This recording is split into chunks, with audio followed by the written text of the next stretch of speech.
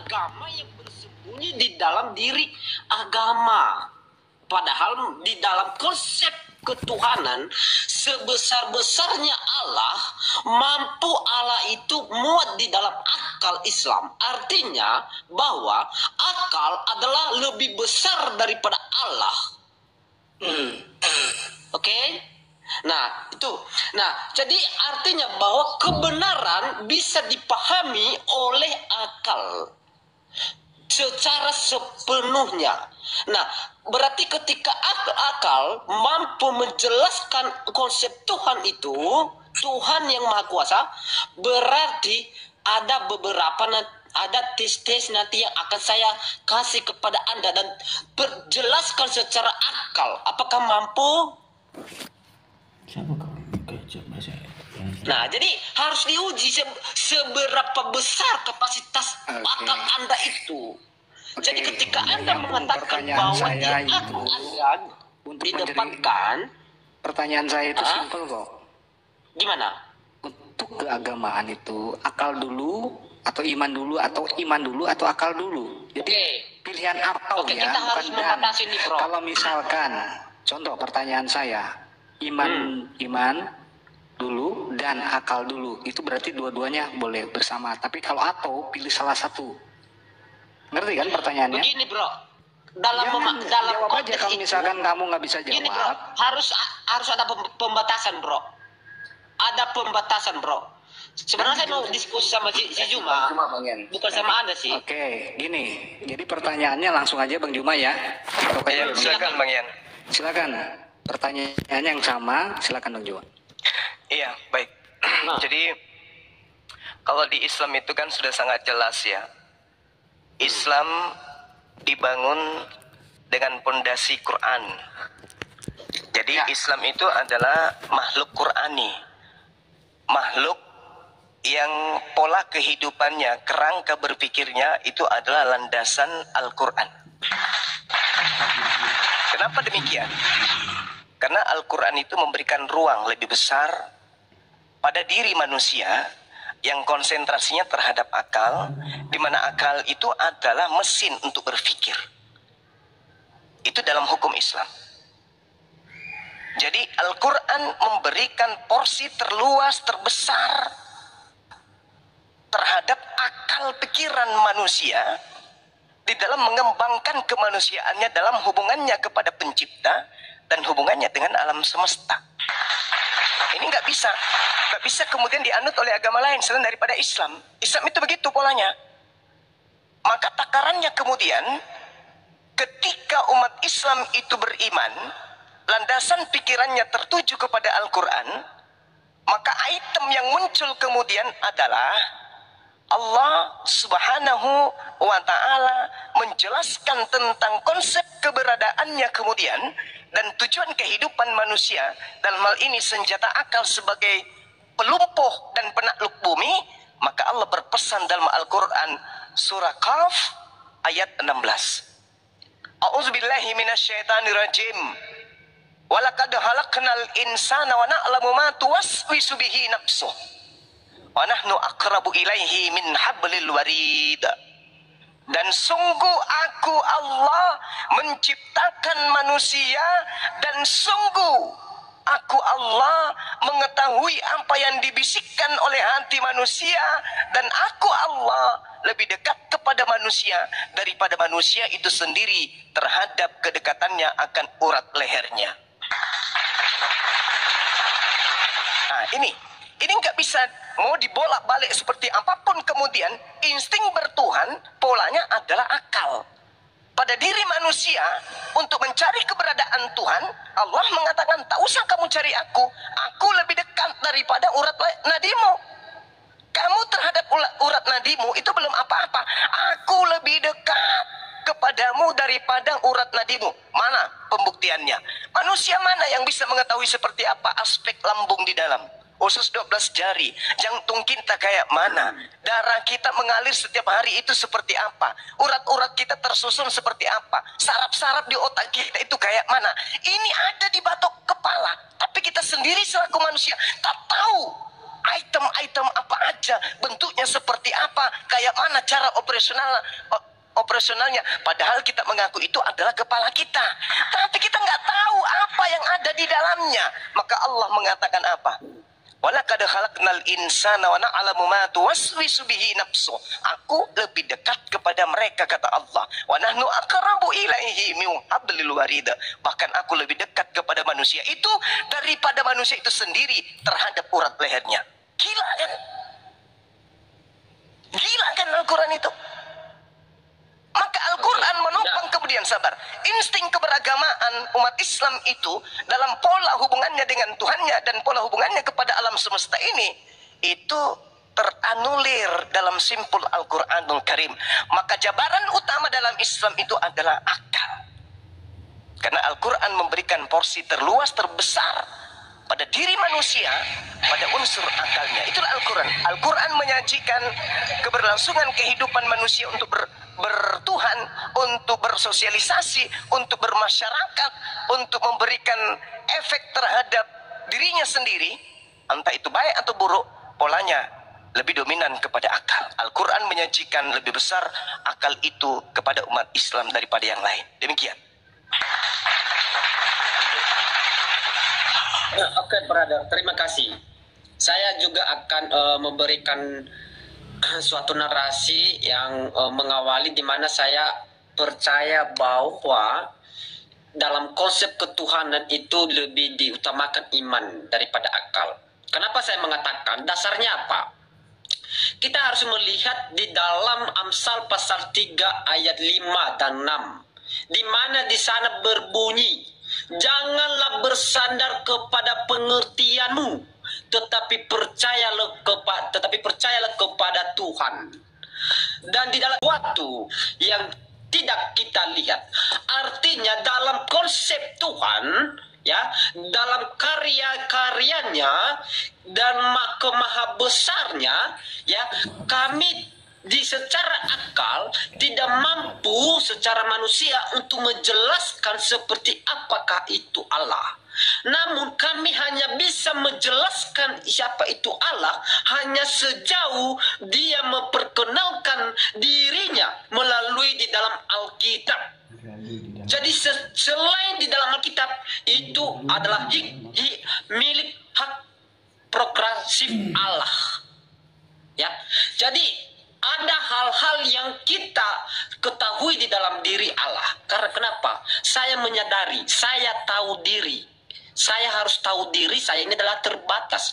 Akal saya terbatas. Nah, ketika Anda mengatakan bahwa akal Anda didepankan dalam konsep ketuhanan, seberapa besar kapasitas otak Anda itu? Apakah boleh saya tes dalam konsep ketuhanan Anda? Mampukah Anda menjelaskan Tuhanmu itu seperti apa? Nah, jadi itulah dalam konsep ketuhanan kami, dalam karya-karya keselamatan, penciptaan, dan segala macam, ya, tidak bisa dibatasi oleh akal manusia. Makanya Tuhan kami melarang kami, janganlah bersandar kepada pengertianmu. Kenapa begitu, bro? Karena pikiran ini bisa menyesatkan. Bagaimana Anda mengandalkan akal? Berarti Anda mengandalkan akal daripada Tuhan. Berarti Anda tidak ada bedanya dengan ateis, bro. Ateis juga dalam memahami konsep Tuhan, mereka juga tidak percaya. Kenapa? Karena akal mereka bermain. Itu ya. Jadi sehingga mereka tidak percaya kepada Tuhan. Jadi makanya saya mengatakan tidak ada bedanya, bro. Iya. Untuk teman-teman di bawah, Bang Marcelino, jika ingin syahadat tadi mungkin dia terpental ya. Jadi boleh naik lagi dan silakan Bang Zuma untuk ditanggapi. Bang Roni. Ya, baik. Benar yang disampaikan oleh beliau. Tolong dicatat teman-teman. Silakan. Beliau mengatakan Amsal 3 nomor 5 nomor 6. Percayalah kepada Tuhan dengan segenap hatimu dan jangan bersandar kepada pengertianmu sendiri. Akuilah Dia dalam segala lakumu maka ia akan meluruskan jalanmu. Ini betul. Kalau di dalam Amsal 3, kita nggak boleh bersandar pada pengertian kita sendiri, apalagi bersandar kepada pengertian orang lain.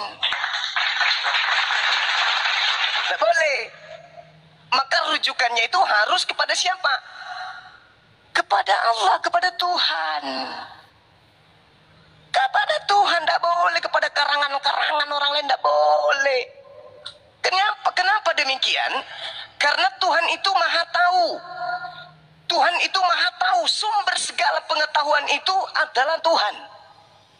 Maka Tuhan menciptakan makhluknya bernama manusia, memberikan chip pada manusia berupa memori yang disebut akal. Selanjutnya Tuhan menurunkan kitab wahyu yang unsur item-item yang muncul dalamnya adalah pewahyuan. Maka harus mutlak absolut buku itu, kitab itu harus berkesesuaian dengan chip memori yang ada di batok kepala manusia. Gak boleh tidak. Makanya di awal tadi saya katakan harus ada keseimbangan, harus ada kebenaran absolut. Jadi kita tidak boleh bersandar kepada karangan-karangan orang, kesaksian-kesaksian, nggak boleh. Makanya Al-Quran itu mengedepankan, menitik beratkan kepada porsi terbesar akan akal itu diberikan oleh Al-Quran. Itu dulu poinnya. Nggak boleh bersandar kepada pengertian manusia, nggak boleh. Sedangkan Yesus sendiri mengatakan apa? Aku loh, utusan Tuhan loh, manusia pilihan loh. Tidak berkata-kata dari diriku sendiri. Apa yang aku katakan, apa yang Tuhan firmankan kepadaku, itu yang aku katakan. Nah, permasalahannya sekarang ini, saudara-saudara kita mendudukkan imannya pada karangan-karangan orang. Gak boleh. Makanya kebenaran sebuah agama, sabar dulu, kebenaran sebuah agama itu dilihat dari pola apa? Pola masuk akal ke agama itu, rasio ke agama itu. Karena takaran kebenaran sebuah agama itu berasal dari Tuhan, benar tidaknya dan tolak ukurnya itu adalah objektivitas akal. Nggak bisa tidak. Nggak boleh. Kalau Anda mengatakan bahwa harus kembali kepada fitrah kita sebagai manusia, harus tunduk kepada segenap apa yang Tuhan berikan kepada kita, jangan bersandar kepada diri kita sendiri, apalagi bersandar kepada surat-surat robek. Nggak boleh. Surat kabar yang kita percayai sehingga apa? Timpang dalam kehidupan keberagamaan antara keyakinannya, kepercayaannya dengan akalnya bertentangan. Itu berarti Anda bersandar kepada bukan Tuhan, Anda bersandar kepada karangan manusia. Karena firman Tuhan mustahil punya cacat. Firman Tuhan mustahil bertentangan dengan akal. Firman Tuhan mustahil bertentangan dengan kebenaran absolut. Maka Al-Quran mendudukkan perkara yang tadi. Al-Quran memberikan porsi besar pada alat reproduksi karya manusia yang berupa mesin pencetak ide, yaitu akal pikiran. Gak mungkin tidak. Nah, ini yang harus Anda sadari. Ketika saudara menggaungkan Amsal 3 nomor 5, oh senang saya. Karena akan berujung kepada apakah perjanjian baru itu rasio atau tidak. Kalau rasio, maka dia berasal dari Allah, berasal dari Tuhan. Tapi kalau dia irasional, maka itu berasal dari pandangan orang-orang Yunani atau orang yang suka dengan filsafat, di mana filsafatnya sendiri tidak dijadikan sebagai landasan keyakinan. Saya kira begitu, Bung. Thank you atas pendapat saudara. Silakan. Oke, brother.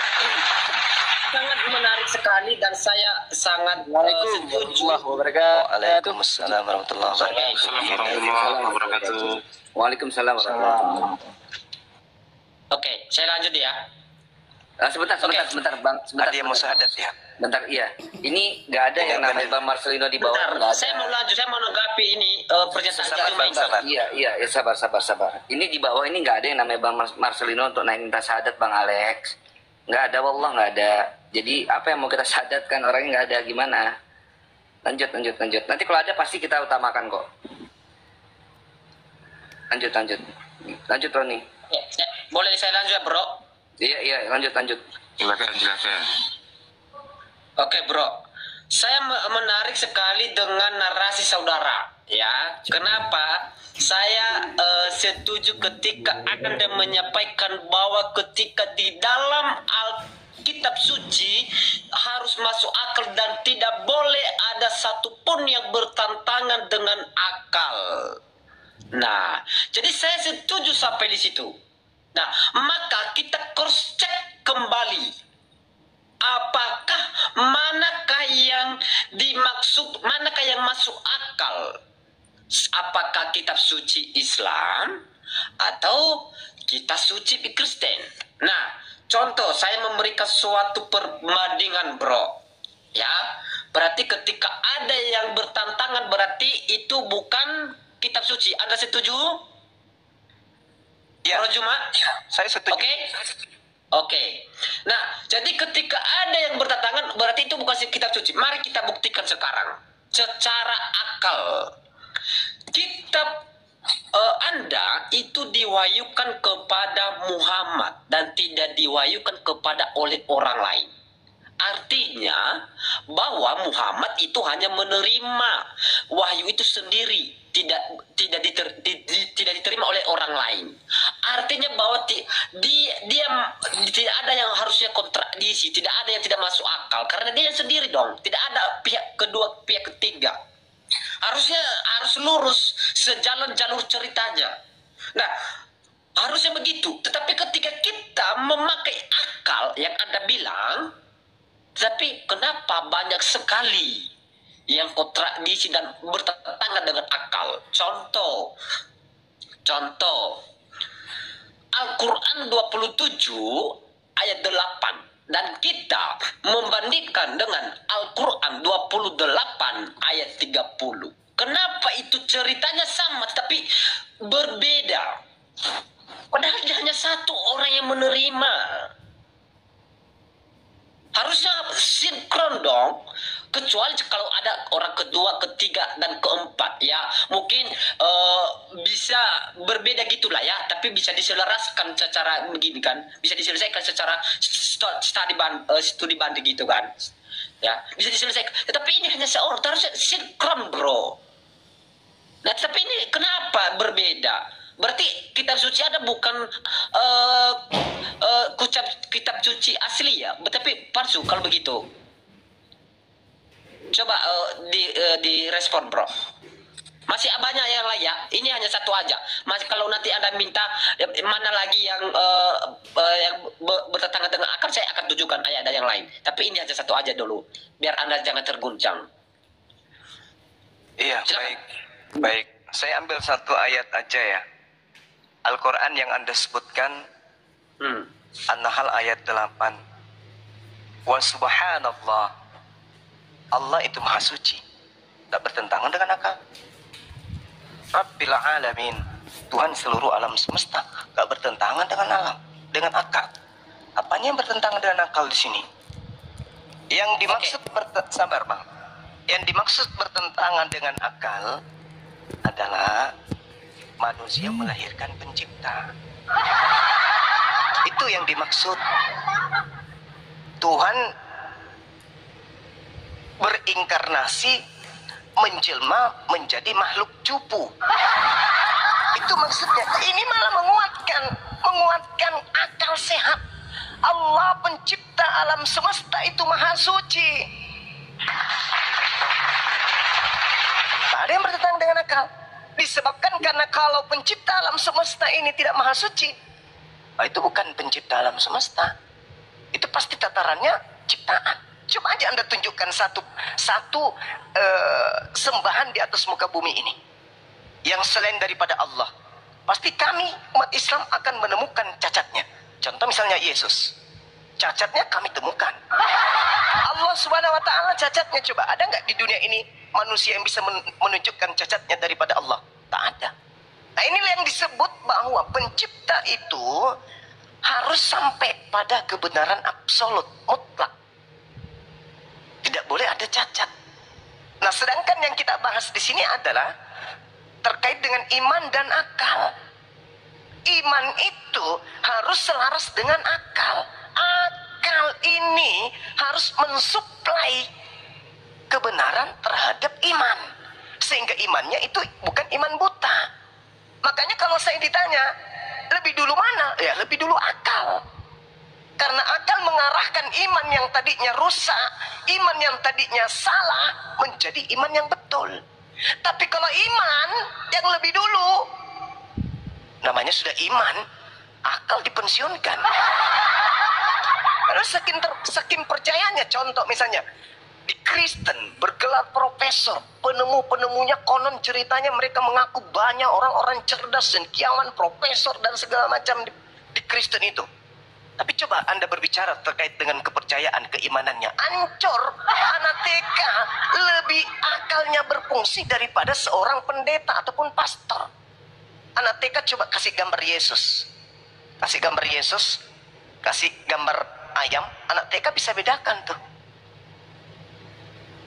Tapi kalau kemudian seorang pendeta disuruh tunjuk, ini siapa? Ini Tuhan Yesus katanya. Anak TK mengatakan ini manusia bernama Yesus. Kalau pendeta ini Tuhan Yesus. Kan anak TK lebih hebat daripada seorang pastor, daripada seorang pendeta yang lulusan STTTTTTTT. Kenapa? Karena mereka lebih mengedepankan iman. Akal dipensiunkan. Ya kalau iman lebih dulu, tetapi akal mengikut untuk bekerja, memberikan asupan-asupan pemikiran-pemikiran yang benar, maka iman itu akan terarah nanti. Ujungnya apa? Asyhadu alla ilaha illallah wa asyhadu anna Muhammadar Rasulullah. Tapi kalau seia sekata antara iman dan perpuluhan, oh sampai dikubur neraka malah. Itu Bang. Itu yang perlu Anda pahami. Jadi di sini ketika Anda membawa Al-Quran, tak ada yang tidak masuk akal di situ. Bertumbuh iman kami. Allah yang kami sembah itu maha suci. Dialah Allah, Tuhan semesta alam. Nah sekarang saya balik bertanya kepada saudara. Masuk akalkah kemudian ketika pencipta alam semesta ini membutuhkan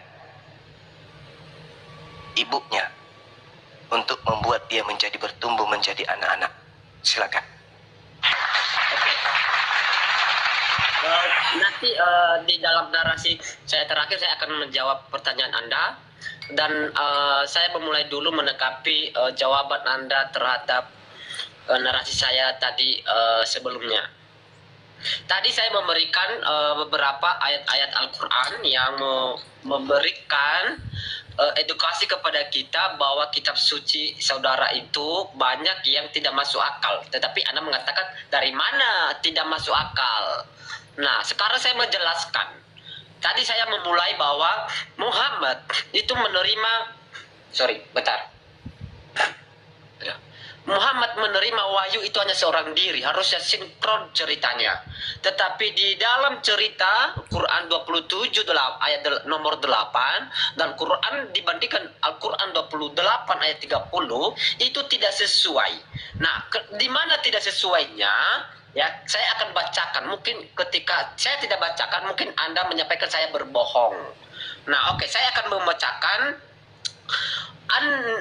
An-Nahl ya, ayat 8. Maka tatkala dia tiba di tempat api itu, diserulah dia bahwa telah diberkati orang-orang yang berada di dekat api itu dan orang-orang yang berada di sekitarnya, dan maha suci Allah, Tuhan semesta alam. Nah, kita melihat perbandingannya, ya. Maka tatkala Musa sampai ke tempat api itu, sampai di situ sama. Nah, diserulah dia dari arah pinggir. Nah, ini udah mulai berbeda, bro. Di pinggir lembah yang sebelah kanannya, pada tempat yang berkahi dari sebatang pohon kayu, yaitu ya Musa, sesungguhnya aku adalah Tuhan semesta alam. Ya, kenapa tidak sinkron? Di sini ada berbunyi sebatang pohon kayu, sedangkan di ayat-ayat tidak ada. Artinya bahwa tidak sinkron, artinya bertentangan dengan akal. Nah itu. Nah tadi narasi Anda menyampaikan bahwa apakah Tuhan menjadi manusia, apakah bisa masuk akal atau tidak? Nah, bagi kami dalam konsep ketuhanan, kami tidak bisa membatasi dia secara akal dalam berkarya, dalam melakukan penebusan. Karena Tuhan mampu melakukan segala sesuatu di luar jangkauan akal di dalam pikiran manusia. Karena Tuhan memiliki kehendak, makanya dia memiliki rencana. Makanya dia mengatakan, rencanaku bukanlah rencana manusia. Rencanaku bukanlah rencana kecelakaan, tetapi rencanaku adalah masa depan yang indah. Artinya bahwa rencana Tuhan dan rencana manusia itu bersungguh berbeda. Apa yang kita pikirkan itu bertolak belakang di hadapan Tuhan. Ketika kita melihat orang beribadah di pinggir jalan, oh kita melihat mereka itu sangat beriman. Itu kita melihat kacamata manusia. Tetapi Tuhan melihat hati saudara. Apakah Anda itu mencari penghormatan? Anda ingin dipuji? Apakah Anda ingin supaya dianggung-anggungkan? Nah, artinya itulah perbedaan konsep kami, bro. Ya. Dengan Pertanyaan saya boleh disentuh sedikit, Bang? Oke, nanti ini terakhir ini. Oke, ini terakhir ya. Jadi saya menanggapi satu persatu narasi Anda. Jadi saya tidak mau melalui pertanyaan Anda. Nah, jadi itulah konsep dalam kami. Jadi Tuhan kami tidak membatasi secara akal. Nah, kalau kami membatasi, sama artinya bahwa kami sama dengan ateis. Oke, itu ya. Nah, terakhir saya akan menjawab pertanyaan Anda. Anda menanyakan tadi, coba diulang tadi, bro, agak saya. Ini tajam ke Al-Quran tapi tumpul ke Bible. Ini, Bung, yang saya tanya, masuk akal tidak kemudian ketika Tuhan pencipta alam semesta membutuhkan kemudian bantuan seorang ibu untuk kemudian dia berkembang, bertumbuh menjadi anak-anak. Oke. Ketika Tuhan Yesus dalam mengambil atau menambahkan kodrat manusia di dalam dirinya, sabar, interupsi. Itu masuk akal atau tidak masuk akal? Itu aja kok poinnya. Nggak usah dijelaskan. Makanya saya bilang bahwa nggak usah dijelaskan, Bang. Nggak usah dijelaskan. Mengambil rupa manusia menjadi daging, menjadi kecap, menjadi lombok. Saya nggak butuh itu. Yang saya tanya, masuk akal atau tidak masuk akal? Tuhan pencipta alam semesta menjadi bayi. Silakan. Oke, masuk akal karena dia maha besar dong. Maha kuasa, dia mampu melakukan segala sesuatu. Berarti maha kuasa itu maksudnya dia bisa menjadi tidak maha kuasa. Ya bisa, dia dalam derajatnya, dalam kodrat kemanusiaannya. Berarti kalau dia maha kuasa, Anda ngerti nggak arti maha kuasa itu, Bang? Secara keilahiannya dia mampu melakukan segala sesuatu. Enggak, yang saya tanya, Anda ngerti nggak maha kuasa? Paham. Apa maha kuasa itu? Selama-lamanya maha kuasa kan? Mampu melakukan segala sesuatu. Oh, bukan itu. Maha kuasa itu artinya selama-lamanya maha kuasa kan?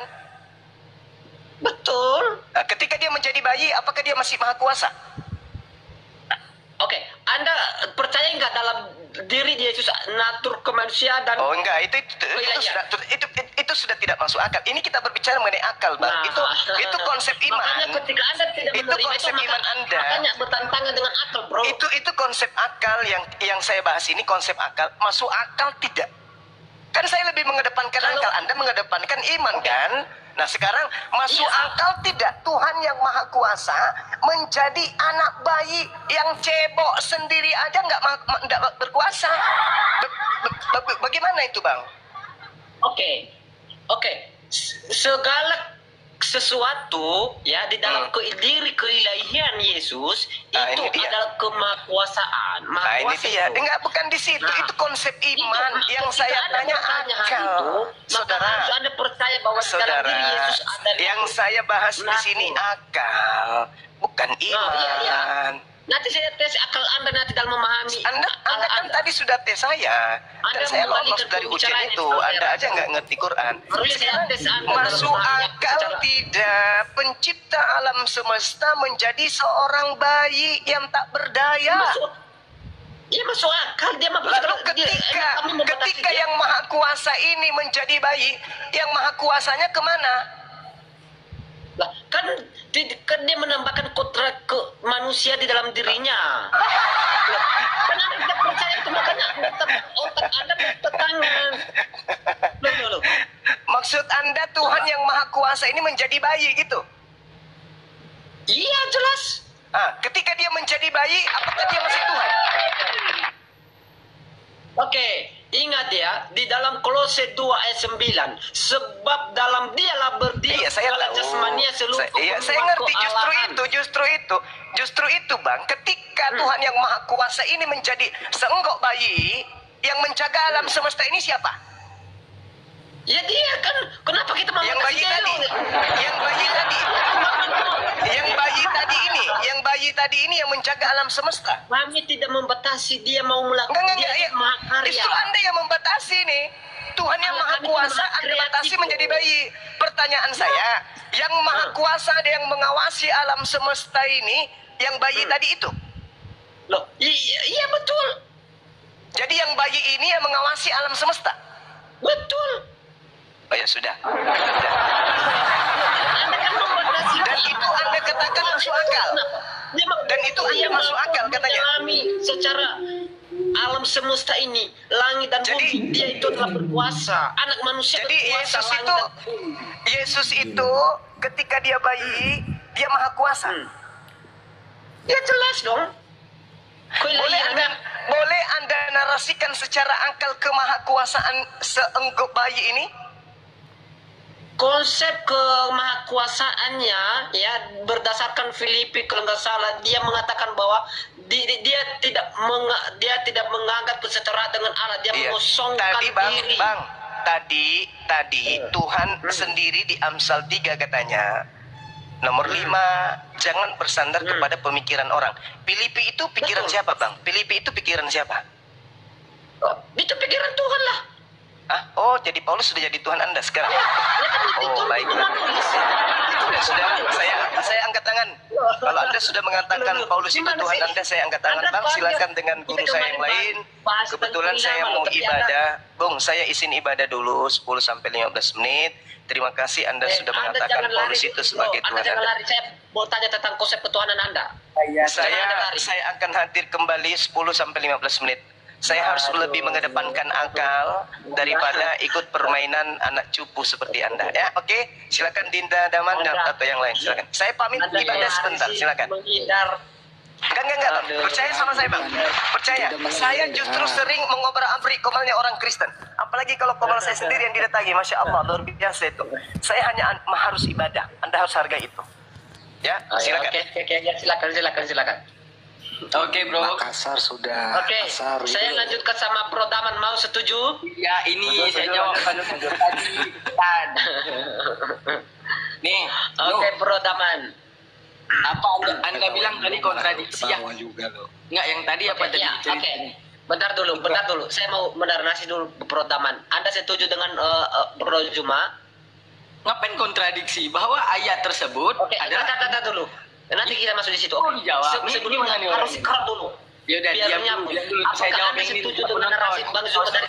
Iya, Anda nggak usah dengar pun nggak apa-apa. Saya jawab buat penonton. Tadi dia Anda setuju? setuju Jangan apa? di mute lah. Setuju apa? Tentang apa setuju? Mute. Setuju apa? Tentang apa? Aku cuma Saya tanya, Anda itu setuju narasi Zuma dari awal sampai terakhir tadi? setuju lah. Setuju, sudah betul? dijawab dulu fitnahnya subatnya dijawab dulu, diam dulu kamu Roni, diam. Lanjut, Setaman diam. Ya, pertama ayat sebelum tadi dia membawa ini ya, bahwa ini kontradiksi. Oke, ada pasti ya. Saya anggap Anda setuju dari narasi Zuma ya? Iya, Ya. udah Roni dia. Ya, udah. Ya. Satu ilmu buat penonton.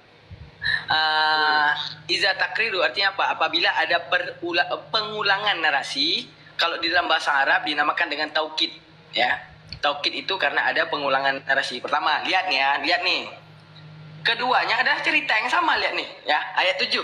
Ya, ini ayat 7 di An-Namlu ya, bukan di Al-Qasas, di An-Namlu. Ingatlah ketika Musa berkata kepada keluarganya, sungguhnya aku melihat api. Aku kelak akan membawa kepadamu kabar daripadanya, atau aku membawa kepadamu suluh api supaya kamu berdiam. Berdiam ini artinya menghadapkan diri. Kita lihat. Makanya baca ayat belakangnya. Ayat 8 bro. Ayat 8 bro. Iya. Kita lihat kesesuaiannya biar semua tahu. Dah. Maka tadi ini Al-Qasas ya, yang tadi An-Naml. Sekarang Al-Qasas. Nah, maka tatkala Musa menyelesaikan waktu yang ditentukan, dia berangkat dengan keluarga, dilihatlah api dari gunung, yang berkata keluarnya, "Tunggulah di sini, sungguhnya aku melihat api. Mudah-mudahan aku dapat membawa sesuatu berita kepadamu dari tempat api itu, agar kamu dapat menghangatkan badan." Sama ya? Oke, kita lanjutin. Oke. Twing. Nah. Maka tatkala dia tempat api itu, disuruhlah dia bahwa telah diberkati orang-orang berada di dekat api itu dan orang yang berada di sekitarnya, dan Maha Suci Allah Tuhan semesta alam. Oke, kita lanjut ayat yang ini. Twing. Nah, ini kan yang menjadi polemik kan? Maka tatkala Musa sampai tempat api itu, seluruh dia dari arah pinggir lembah di sebelah kanannya pada tempat diberkahi dari arah sebatang pohon, yaitu, "Ya Musa, sesungguhnya aku adalah Allah Tuhan semesta alam." Benar? Ya. Benar. Betul. Bedanya cerita ini dengan ini kan yang Anda mau kan? "Wahai Musa, sesungguhnya betul. aku adalah Allah," kan?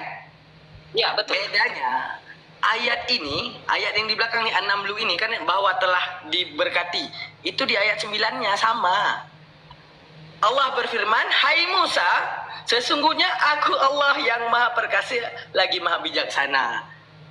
Jadi, ini adalah perkataan daripada sekelilingnya bahwa malaikat-malaikat yang berada di sekitaran Nabi Musa saat itu diberkati. Tapi perkataan Allah yang mana ini? Allah berfirman, "Hai Musa, sesungguhnya akulah Allah yang Maha Perkasa lagi bijaksana." Kita buka ayat yang tadi. "Ya Musa, sesungguhnya aku adalah Allah, Tuhan semesta alam." Kita lanjut, Al-Qasas 31 mau ceritakan apa? "Dan lemparlah tongkatmu," maka tatkala Saya rasa Anda tidak connect dengan apa yang saya maksud. Anda tidak connect apa yang saya Udah, maksud. ayat 10 juga. "Dan lemparkanlah Anda tidak tongkatmu." connect. Semua sama. Oke. Saya rasa Anda Tidak ada kontradiksi, ini dan ini nggak ada kontradiksi. Oke. Satu cerita. Oke, saya tunjukkan. Tidak mengelak. Saya tunjukkan. Oke. Ada lu sama Al-Qasas satu cerita. Saya rasa Anda tidak connect apa yang saya maksud. Bentar. Klimaks daripada cerita. Kita pakai Lihat nih, akal, ya. klimaks daripada cerita. Kan lemparlah tongkatmu. Oke? Dan lemparlah tongkatmu, itu klimaksnya. Lihat di sini klimaksnya. Dan lemparlah tongkatmu. Sama aja dua-duanya. Apa yang kontradiksi kan? Bro, Anda tidak connect apa yang saya maksud. Tolong dengarkan saya dulu. Dengar baik, oke? Oke. Nah, dengar saya baik ya. Saya mau menjelaskan di dalam surat An-Naml itu dia berbunyi, maka tatkala dia tiba di tempat api itu, dia serulah dia bahwa telah diberkahi orang-orang berada di dekat api itu dan orang-orang yang berada di sekitarnya, dan Maha Suci Allah Tuhan semesta alam. Sampai di situ dulu. Artinya bahwa di sini tidak ada lembah, tidak ada sepotong kayu, dan tidak ada lagi apa. Itu dua. Nah, kita melihat perbandingan Al-Qasas 2:30, ya. Maka tatkala Musa sampai ke tempat api itu, disuruhlah dari arah pinggir. Nah, ini habis ini ini udah berbeda. Pinggir lembah yang sebelah kanannya pada tempat yang diberkahi, ya, dari sebatang pohon kayu, ya. Tidak ada tadi di Al-Mad itu kan.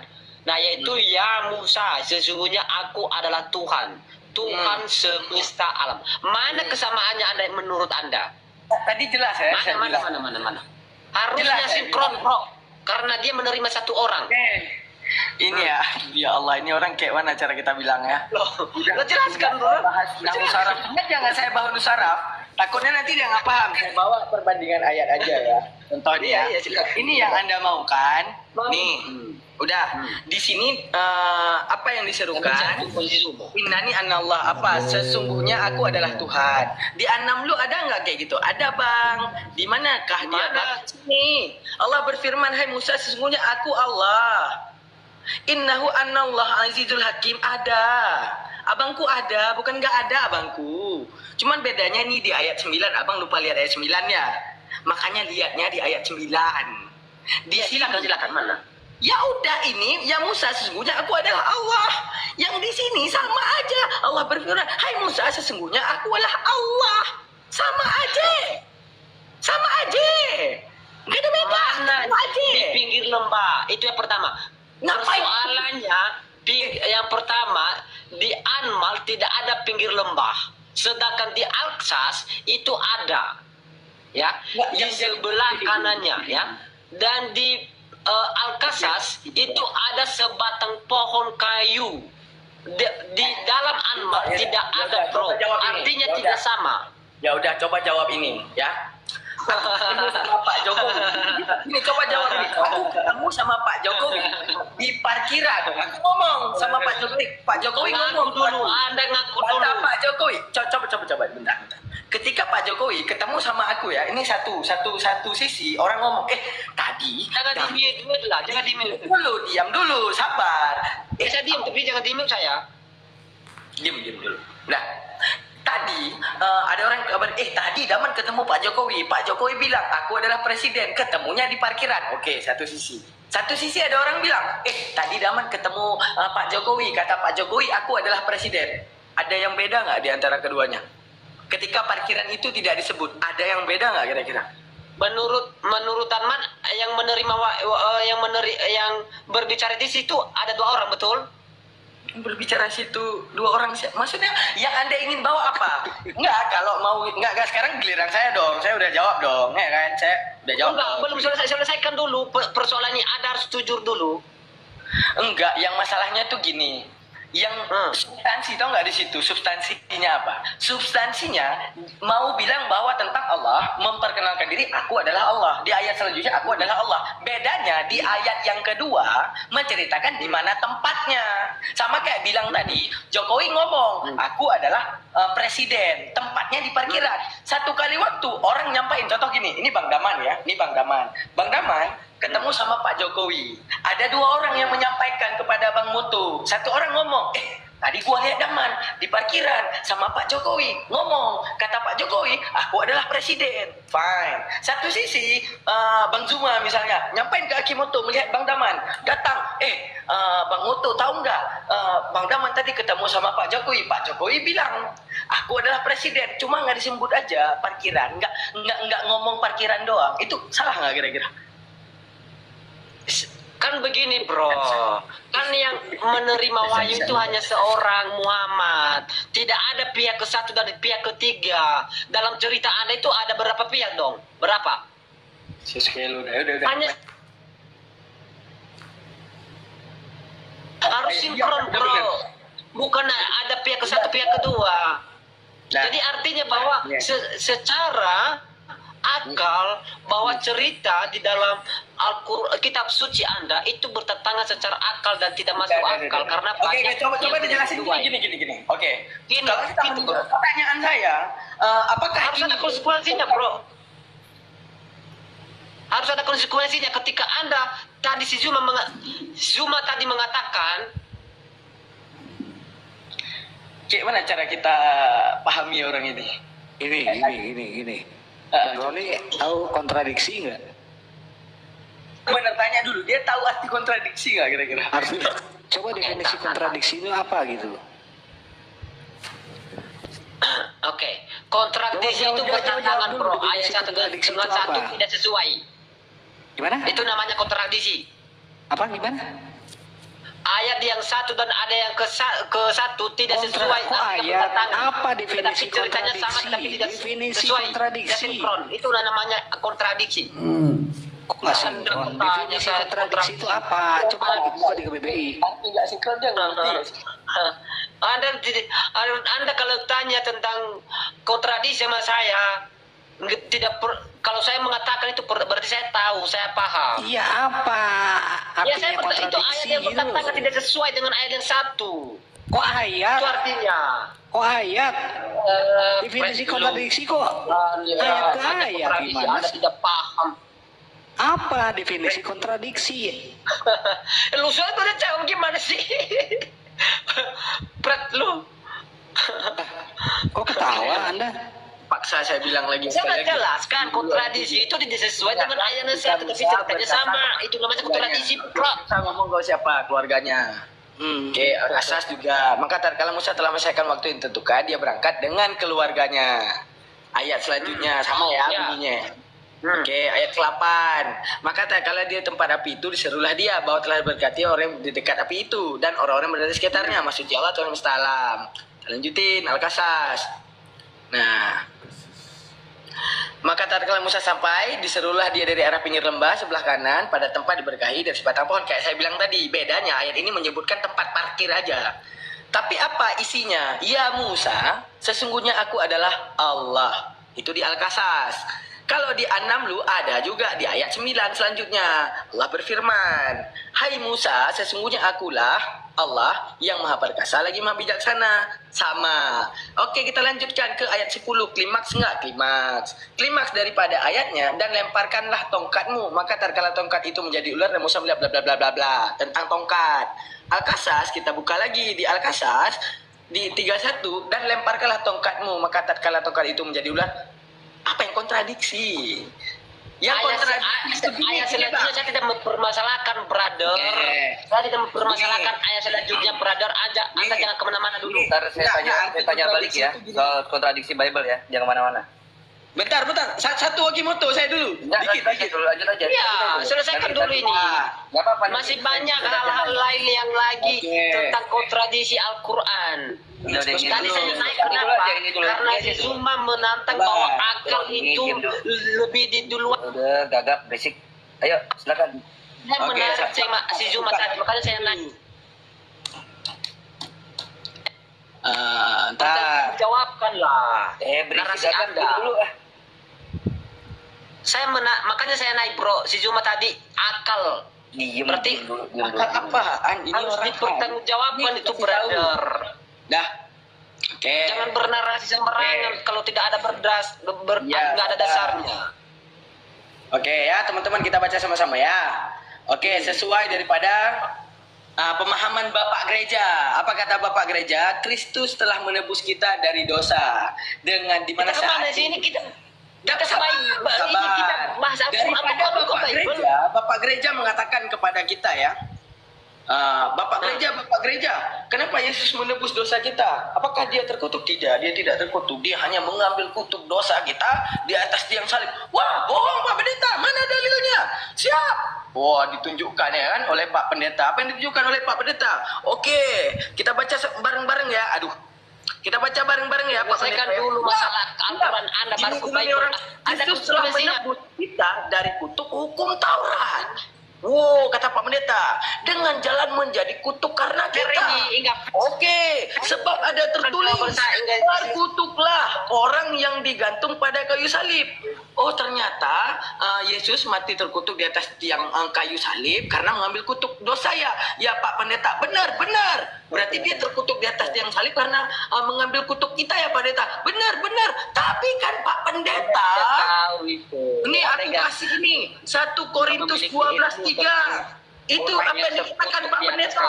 Karena itu aku mau meyakinkan kamu bahwa tidak ada seorang pun yang berkata-kata oleh roh Allah ataupun roh kebenaran dapat berkata, terkutuklah Yesus. Lah, selesaikan dulu pertanyaan saya, brother. Baru ke Alkitab. Soalnya begini, brother. Tadi si Zuma mengatakan ketika kitab suci bertentangan dengan akal itu bukan kitab suci, betul? Yang kayu salib tiba-tiba artinya bahwa Al-Quran sekarang sudah berkontradiksi. Al-Quran itu adalah punya roh Allah. Orang yang mengutuk Yesus. Siapa yang mengutuk Yesus? Kristen. Siapa yang mengutuk Yesus? Pak Pendeta. Adakah orang Islam mengutuk Yesus? Mengutuk Yesus? Tidak. Apa dikatakan? Qala ini Abdullah atani alkitab wa ja'alani nabiyya. Yang paling penting, wa ja'alani mubarakan, dan menjadikan dia orang yang terberkati. Aina kuntu ausani bisa wa zakati madumtu hayya, karena disebutkan dalam 1 Korintus 12:3 tidak punya roh kebenaran orang yang mengutuk Yesus. Siapa yang mengutuk Yesus? Galatia 3:13. Dalam satu Bible, satu mengutuk, satu membela, tapi kami pegang dalam hal membela Yesus. Itu kontradiksi gitu loh. Suatu peristiwa yang berbeda dalam artian, contoh gini, peristiwanya sama saya sih begini, brother, selesaikan dulu satu persatu baru masuk ke Alkitab. Merupakan peristiwa atau kejadian yang tadi ada menimbulkan konsekuensi yang contoh berikan. ketika Alkitab suci bertentangan dengan akal, itu bukan kitab suci. Maka saya buktikan bahwa Al-Quran itu bukan kitab suci, bertentangan dengan akal. Maka konsekuensinya adalah Anda harus mengakui bahwa kitab suci Anda bukan adalah kitab suci. Tapi ini udah dikasih betul. Udah. Betul enggak? Iya Ron, iya. Kayaknya sekarang saya bertanya nih. Udah, sekarang gantian, gak usah tantrum. Gini, belum konsekuensinya itu harus ada tadi. Coba Konsekuensinya harus ada, berada. Diam di konsekuensi. Selesaikan dulu, ada konsekuensinya. Anda harus akui dulu sama saya. Baru kita melangkah ke Bible. Ini Bible ya. Oke? Gini. Ini Bible ya. Oke. Iya, Ron. Kurios. Ron diam dulu, Ron. Akui Ron, kepada saya. enggak, Kalau itu sudah dijawab sama saya, kalau kitab suci enggak, Anda itu sudah itu dijawab kitab sama teman palsu. muslim. Ron. Jangan build, woi. Iya, makanya kamu diam. Coba gantian. Ini takut ya, Anda Bible-mu. harus selesaikan Takut. dulu, berikan pengakuan kepada saya. Udah selesai. Udah selesai. Ron, udah selesai. Cuma Udah selesai. Ayo, masa Roh Kudus gak bisa bikin kamu tenang sih? Coba. Di Zoom tadi memberi Diam atau saya turunkan? Anda mau diam atau saya turunkan? Hah? Kita harus Nampak kau nggak berakal? Akalmu nggak ada, otak ada, akal nggak ada. Kau diam dulu. Coba kita ya. harus mengikuti. Cuma tadi Diam dulu, Ron nih. Di sini dalam 2 Samuel 17. Iya. Aduh, ada berisik lagi. Coba di dalam 2 Samuel 17 nomor 25, ya kan? Di sini ada Yitra. Dia ini seorang Ismail. Diam dulu. pengakuan dulu. Yitra ini seorang Ismail, ya kan? 2 Samuel 17 nomor 25. Nah, lihat ini baru nih kontradiksi nih. Nih kontradiksi. Jangan dipotong dulu lah. Diam dulu gantian rasinya. Nih, ini baru kontradiksi. Nih, ini baru kontradiksi. Akui dulu, saya Nggak usah diakui. dulu. Aduh, ini 11 bulan dengan pas ini. Akui dulu. Yetro ini orang mana nih? Yetro ini orang mana nih? Yetro ini orang Israel apa orang Ismail? Akui dulu. Di situ. Di sini Ismail. Di sini Yetro ini orang Ismail, ya kan? Ini sama-sama dari satu Roh Kudus loh. Roh Kudus yang ngasih Bible loh. Roh Kudus itu rohnya Tuhan yang maha benar kata dia. Jadi Roh Kudus ini nggak mampu. Roh Kudus ini nggak mampu untuk memberikan Yitra ini orang Ismail apa orang Israel. Di sini dalam 1 Tawarik nomor 17, Yitra disebut orang Ismail. Nah, dalam 2 Samuel 17 nomor 25, 2 Samuel 17 nomor 25. Nah, bentar. Oh, udah turun ya? Oh iya, udah nggak apa-apa kalau udah turun. Gimana ini? Bikin malu aja ini. Saya nanya kontradiksi itu apa? Dari dasar banget. Bagaimana kita bisa tahu itu kontradiksi peristiwa yang sama atau berbeda peristiwa itu loh. Menceritakan peristiwa yang sama tapi kejadiannya berbeda. Gitu loh. Dia takut sama kitabnya sendiri. Nah, sekarang gini Bang Moto, buka di Matius 1:21 coba. Tadi saya pengen jelasin masalah Yitra ini. Roh Kudus ini nggak mampu untuk memberikan keterangan yang bagus atau keterangan yang presisi mengenai bahwa Yitra ini siapa. Dia keturunan dari mana? Dari Israel atau dari Ismail? Ini pertanyaan yang Rita Wahyu sendiri pun sampai ngarang. Iya, Gitu. peristiwa itu ya. Peristiwa yang sama tapi kok berbeda gitu. Nah, jadi garis keturunannya sama, nama orangnya sama, tapi kok tiba-tiba berubah. Yitra ini orang Israel apa orang Ismail? Itu loh. Nah, satu lagi Bang Betul, tambahin ya. Di Matius 1:21 dan Yohanes 5:30 peristiwanya hampir sama. Tertulis malaikat berkata Yesus akan melepaskan kaumnya dari segala dosanya. Tetapi dalam Matius, dalam Yohanes Yesus menjadi pesuruh Tuhan dengan menjalankan hukum yang seadil-adilnya. Coba. Itu peristiwanya sama coba, Bu. Banyak kontradiksi di Bible. Satu peristiwa tapi berbeda peristiwa itu satu sama satu lain. Ayat ke ayat kata dia kan gitu loh. Iya. Jadi saya Jadi bukan tanya gimana, ayat ke ayat Bang? dulu kontradiksinya. Lanjut. Bang Bang. Rostrum, bahwa banyak kodeks itu banyak penyalinan itu bikin banyak kesalahan jadi masuk ya, ada di sana ya, karena unsur kelemahan manusia datang dan masuk ke dalam kitab suci. Setuju ya Bang Rostrum ya? Iya, setuju kalau kita melalui kritik teks ya, Bang. Iya. Dikit, Akimoto ini Bang Rostrum Kristen. Kristen? Masa ya Kristen? Oke, Kristen dia? iya nggak mungkin Chris John ya, benar. Iya, nggak mungkin. Tapi tadi si Roni Hulu tuh belum dikasih makan. Saya kan udah bilang memutul makanannya itu ada makanan baru tuh. Pasti makanan yang basi kemarin dikasih. Masa kicau terus gitu tadi. Iya, awalnya sih kelihatan stabil, tapi ketika dia masuk ke dalam Bible-nya sendiri, kenapa sih harus maru dengan Bible-nya sendiri? Cobalah untuk dijelaskan seperti apa. Enggak, yang saya lihat tuh gini ya Kimanto. Ketika rata-rata ya, yang mereka itu bakal Roh Kudusnya bakal meronta-ronta ketika dia bertanya Al-Quran dan berhasil dijawab, dan dia nggak bisa lari kemana. Biasanya di situ dia meronta.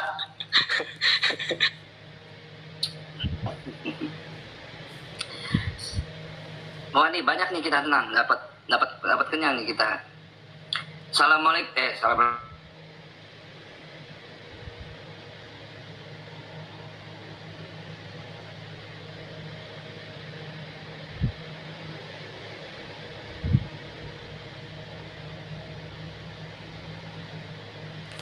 Seslor. Selamat sore Bang Esau.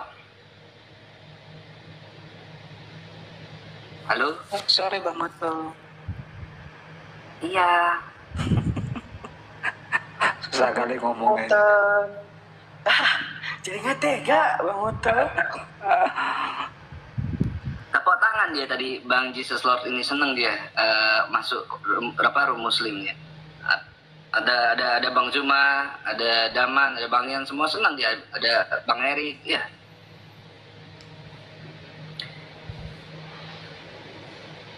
Ini gimana teman-teman Kristen?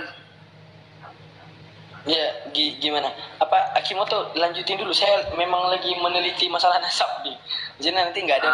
Nanti saya minta tolong ya sama ini dipadu dulu sama Bang Yan sama Aki Daman, karena kan jam 3:30 aku ada meeting sama sekolahan.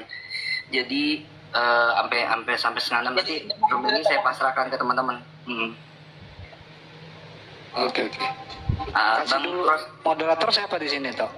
udah semua saya kasih moderator itu, sampai room sebelah juga saya kasih moderator itu. Kok belum bisa naikin? Mana ada, bisa lah. Si KG sama CP kan moderator kan? Ya. Oke. Nah, Jesus Lord tumbang. Bang Esau, Oh, cinta sholawat ya, Bang Erik ya. Bang Erik juga ada. Bang Rustrum, apa yang bisa kita share? Hadir, Bang. Apa yang bisa kita share di sini, Bang? Iya, kalau tadi kalau dari analisa saya mendengarkan rekan tadi sebelumnya yang panjang lebar itu, kemungkinannya bukan Kristen atau Katolik ya, kalau saya melihat dari cara dia menyampaikannya. Kristen Bang. Kristen. Bang Rustrum agak kecil suaranya. Iya, mungkin menggema ya. Atau sinyalnya ini. Enggak menggema sekarang ada ya. Oh, masih. Bentar.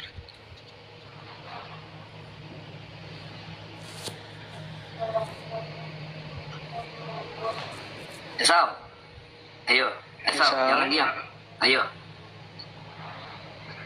Asar pula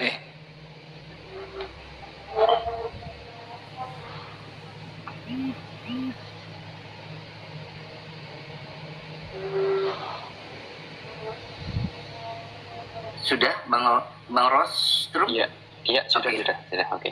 Oke, gimana? Ya, Ya, tadi ya kalau saya amati dari penjelasan saudara tadi itu panjang lebar itu saya agak kurang yakin ya kalau dia memang Kristen atau Katolik dan terlalu berani untuk mengutip atau mengambil kata dari Al-Quran, karena dan saya kalau melihat teman-teman Muslim atau Bang Zuma itu mempresentasikan kitab sucinya itu selalu dihafali. Kalau teman-teman saya Muslim ya, saya mengamati tidak di Indonesia maupun di Singapura itu selalu mengambil dari bahasa Al-Quran dulu, baru menyampaikan dalam terjemahan gitu. Nah, itu yang tidak bisa dilakukan oleh teman-teman Kristen Katolik saat saya coba gabung di Komal, mendengar atau melihat gitu. Nah, jadi ini ada sesuatu yang kurang tepat menurut saya. Akhirnya pendapat yang disampaikan itu jauh dari ya harusnya mampu untuk menjelaskan Bible kita sendiri dari masing-masing ayat. Dia tadi asal comot ayat aja, saya kira dia bukan Kristen atau Katolik, karena tidak sesuai dengan dari kita ayat yang dia ambil dengan yang dia jelaskan untuk teman-teman Muslim itu, Bang. Jadi saya daya tanggap saya terlalu rendah sehingga tidak bisa mengikuti gitu. Tadi saya mau interupsi cuman nggak enak kan orang lagi bicara. Seperti itu, Bang. Terima kasih. Ya, sebenarnya gini Bang, misalnya Muslim itu melakukan suatu observasi terhadap kitabnya Abang ya. Sebagai contoh seperti ini, ketika kita mau masuk observasi kan, di 2 Samuel 17 nomor 25, di sini dikatakan Absalom telah mengangkat Amasa menggantikan Yoab untuk mengepalai tentara. Amasa adalah anak seorang yang bernama Yitra, seorang Ismail yang telah memperistri Abigail. Di 2 Samuel 17 nomor 25. Nanti Abang cek. Atau Abang boleh bacakan ke saya. Sebentar Abang dulu, soalnya saya harus mencari versi gitu. Kalau saya masuk di ini berarti saya pakai Lembaga Bible Indonesia. Terima kasih. Silakan Bang, silakan Bang. Oke, saya teruskan ya. Di sini bernama Yitra, seorang Ismail yang telah memperistri Abigail binti Nahas, saudara perempuan Zeruiah ibu Yoab. Di sini dalam teks Ibrania, di sini dikatakan apa? Wet Amasa Sam Absalom Tahat Yoab al Asabah we Amasa ben Ish Aushmi Yitra Hayi Israeli. Loh, kok bisa tadinya Israel, kok bisa diterjemahkan menjadi Ismail? Jadi kita tuh observasi di Bible itu dengan menggunakan teks aslinya. Jadi, di situ tulisannya Israel. Nah, sekarang kita cek apakah benar ini Israel atau bukan. Kita cek dalam King James Version. Oke, nomor 25. Nah, di sini dikatakan, and Absalom made Amasa captain of the host instead of Joab, which Amasa was a man's son, whose name was Yitra, an Israelite. Di sini kok tiba-tiba jadi Ismail? Ini ada apa nih lembaga ini nih? Kok menerjemahkan yang tadinya Israel ini menjadi Ismail? Ini kenapa nih? Ada apa nih? Rupa-rupanya nanti kita bisa ketemu di sini. Kita bisa ketemu di 1 Tawarikh. Sebentar, 2 nomor 17. Sebentar ya. Oke. 1 Tawarikh 2 nomor 17 di sini dikatakan, wait, saya ganti dulu. Oke. Di sini dikatakan apa? Abigail melahirkan Amasa dan ayah Amasa ialah Yeter. Yeter sama Yitra itu sama ya Pak ya? Orang Ismail itu. Nah, di sini dikatakan bahwa we Abigail Yeldah et Amasa, weaf Amasa Yeter haye Ismaili. Di sini dikatakan bahwa Yeter ini orang Ismail. Nah, di sini kita lihat cek dalam King James Version. And Abigail bare Amasa, and the father of Amasa was Jether, the Ismaelite. Jadi memang King James ini lebih jujur bahwa memang ada perbedaan antara 2 Samuel 17 nomor 25 dan 1 Tawarikh 2 nomor 17 mengenai Yitra atau Yeter ini. Yang satu bilangnya Yitra ini orang Israel, yang satu lagi yang ini bilang Ismail. Ini memang ada dua percanggahan, memang ada dua yang berbeda di sini. Tetapi Lembaga Alkitab Indonesia ini itu dia menerjemahkan Yeter ini dua-duanya itu orang Ismail. Agar apa? Agar tidak terlihat adanya tambal sulam di dalam original teks. Adanya perubahan di dalam original teks. Gitu loh Bang. Jadi kalau Muslim itu berusaha untuk mengobservasi sesuatu hal itu dengan cara yang santun. Artinya santunnya itu dengan dia mempelajari teks aslinya seperti apa, Ibraninya seperti apa, Yunaninya seperti apa, Aramaiknya seperti apa. Jadi kita tuh berharap juga agar teman-teman ini kalau mau main ranah critical text agar lebih apa ya, coba dikuasain dulu Arabiknya seperti apa, nahunya seperti apa gitu. Ya sebagaimana saya gitu kan, dan teman-teman semua, teman-teman muslim semuanya, bahwa kita tuh supaya elegan, sopan, jika ingin mengobservasi sesuatu coba pelajarin teks aslinya, karena muslim itu biasanya tuh suka yang ori-ori gitu. Abangku Bang Rosum. Iya bang, kalau 1 Tawarikh 2 Tawarikh itu di dalam kita lihat dari original teks, wah saya sangat salut dengan abang ya, luar biasa membaca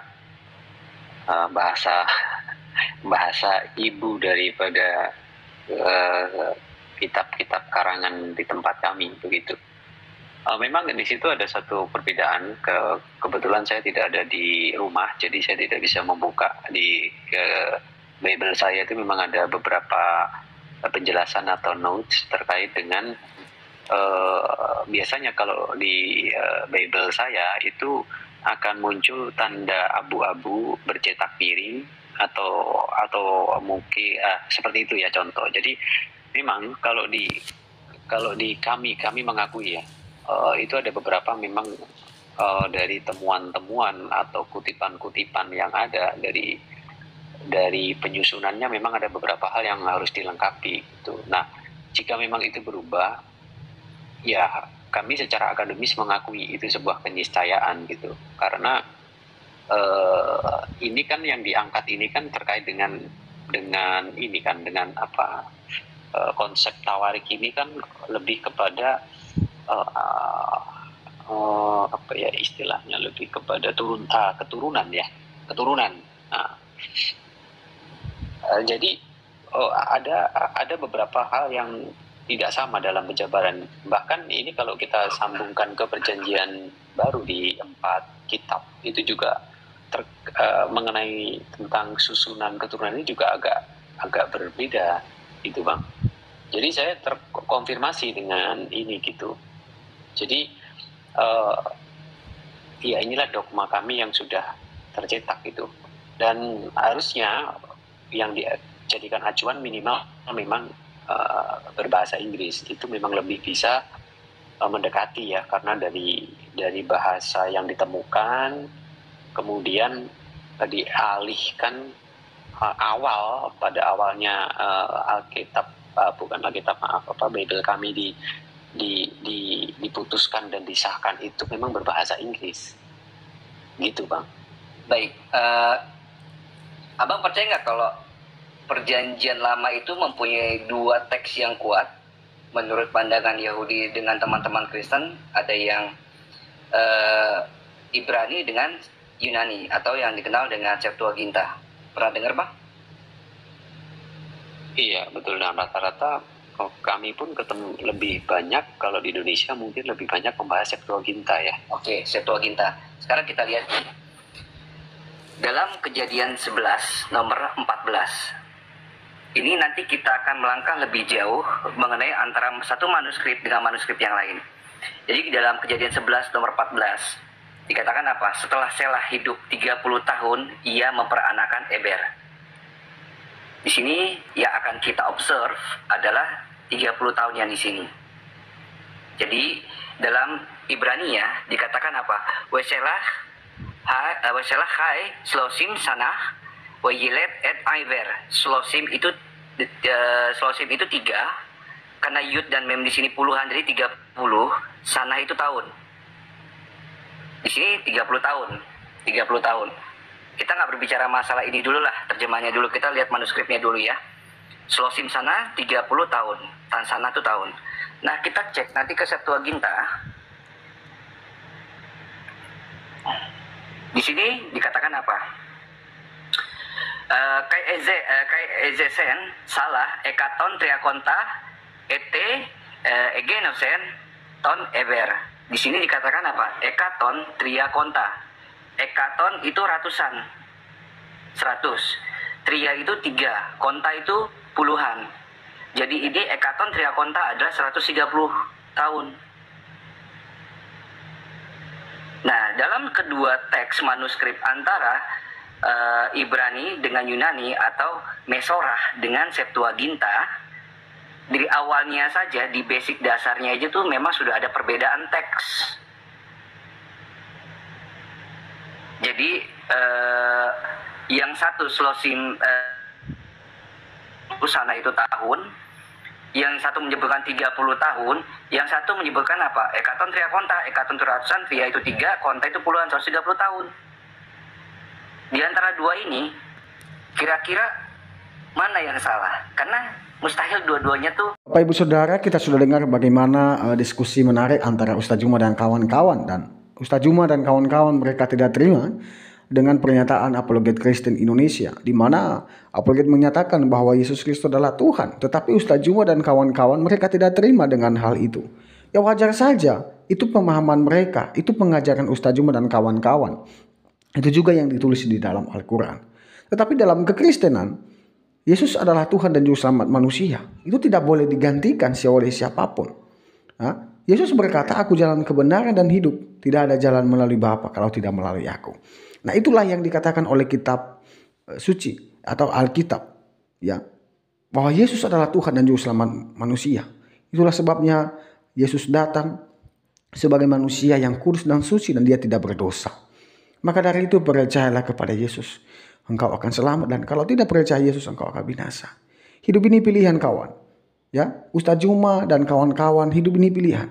Ya, mau percaya Yesus, mau menganggap dia nabi atau apa, itu terserah Anda. Tapi itulah kitab Alkitab mengajarkan. Ya, Alkitab mengajarkan bahwa Yesus adalah Tuhan.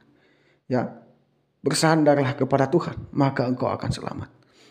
Ya, karena manusia tidak bisa menyelamatkan diri sendiri, tetapi hanya melalui anugerah dari Tuhan Yesus.